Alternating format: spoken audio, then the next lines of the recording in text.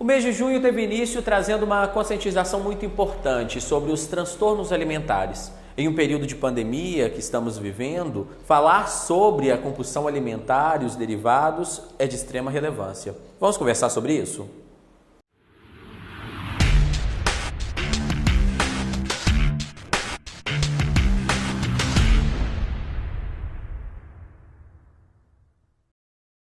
E a nossa conversa de hoje é com a nutricionista Maria Isabel Abreu. Mas antes de começar a nossa conversa, aproveite, deixe like no nosso vídeo, se inscreva no nosso canal para receber as notificações assim que a gente postar um vídeo novo.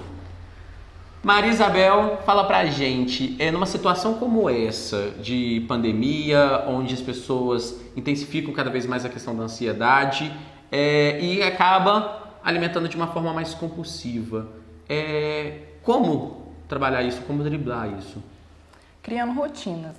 Infelizmente, o momento que a gente está vivendo é muito difícil. Acho que nunca passou na cabeça de ninguém que a gente ia estar nesse momento. Todo mundo estando obrigatoriamente em casa. Então, a gente tem que criar rotinas. A maioria das pessoas acordavam cedo, iam trabalhar, tinham rotina de vida um pouco mais agitada e foi obrigatoriamente tendo que ficar dentro de casa.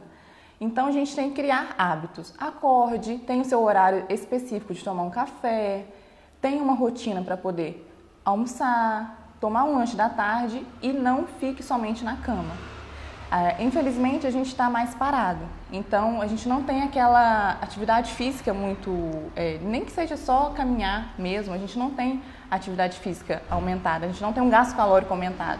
Então, tente... pelo menos se exercitar em casa. Faça uma caminhada dentro de casa mesmo, se você tiver uma área. Tome um sol, que é muito importante, até pela questão da vitamina D.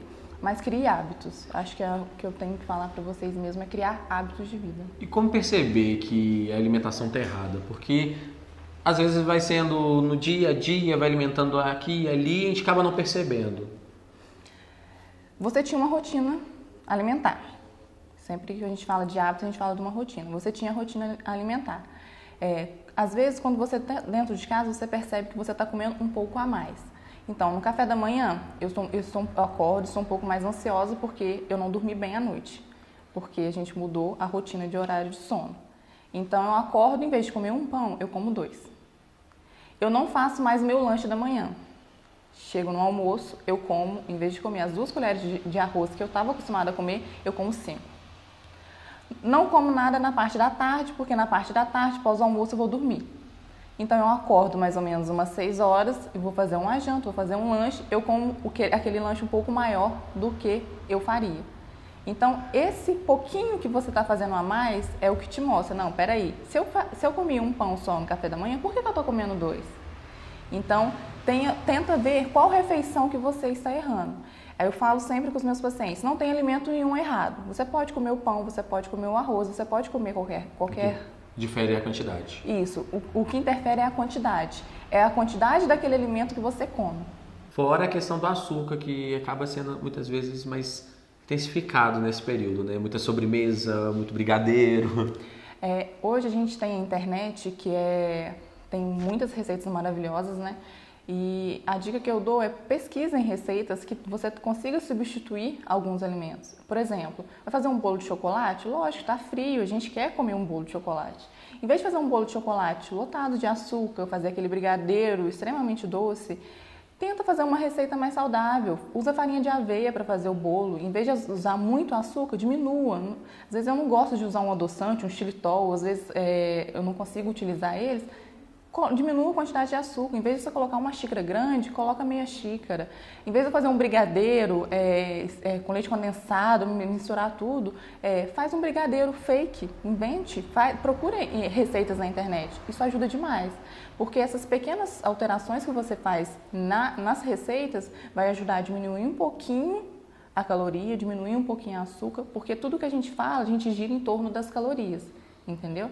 Então, todas essas calorias que se excedem é que vai trazer um resultado ruim. Então, a pessoa às vezes pode ganhar peso, se esse ganho de peso for muito alto, pode ser que a imunidade baixa. Então, a gente não está num momento de ter uma imunidade muito baixa, né? Então, cuidar da alimentação nesse momento é de extrema importância. Fora que usar da criatividade pode, assim, estar driblando um pouco da questão da ansiedade, né? Para quem está sofrendo. Já que estamos falando de transtornos alimentares, não só da compulsividade alimentar, mas eu queria falar com você sobre casos, né? Sobre doenças que muitas pessoas conhecem, mas não sabem como identificá-las. Como um caso, por exemplo, da anorexia, bulimia. Quando perceber que, ao contrário de estamos alimentando muito, as pessoas estão alimentando menos do que necessário?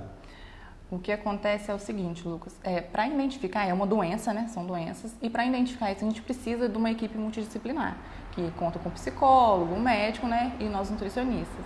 Mas o próprio paciente começa a identificar e os familiares também. Eu vou dar um exemplo que foi até um nutricionista que eu gosto muito deu. Eu vou utilizar o mesmo exemplo dele. Quando uma criança que você gosta, você tem um sobrinho que você gosta muito, coloca uma roupa e não gosta da roupa, ele olha no espelho e não gostou do que ele está vendo ali, ele chega, nossa, tio, eu não gostei dessa roupa, eu fiquei feio. Você não vai falar para aquela criança que ela ficou feia. Você simplesmente vai falar, não, essa roupa realmente não ficou tão boa, mas a gente coloca outra, você vai ficar lindo na outra. Por que você não faz isso com você mesmo?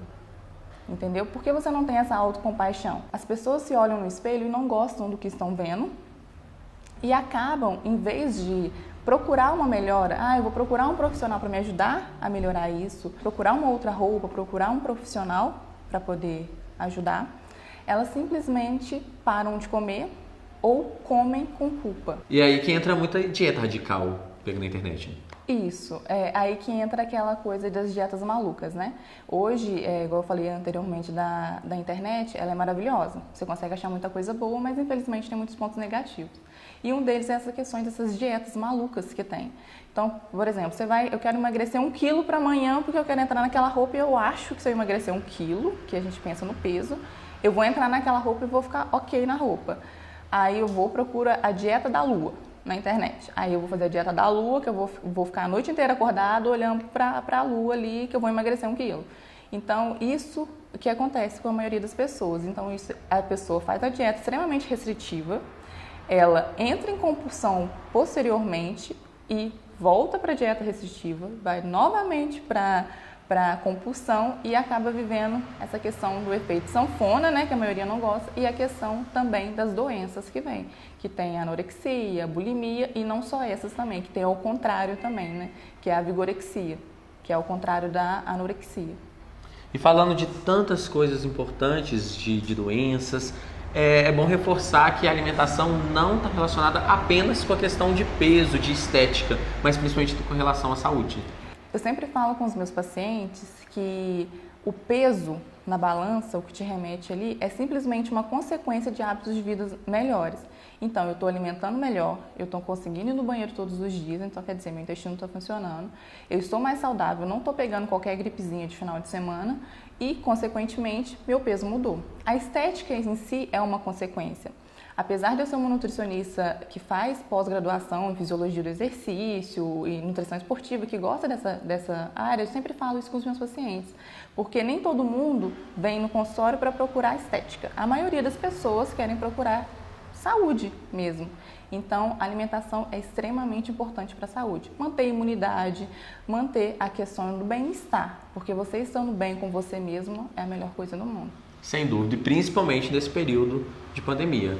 Com certeza. Esse período é muito importante a gente manter a rotina, igual eu sempre estou fixando, mas a gente manter a rotina com você mesmo, você se amar.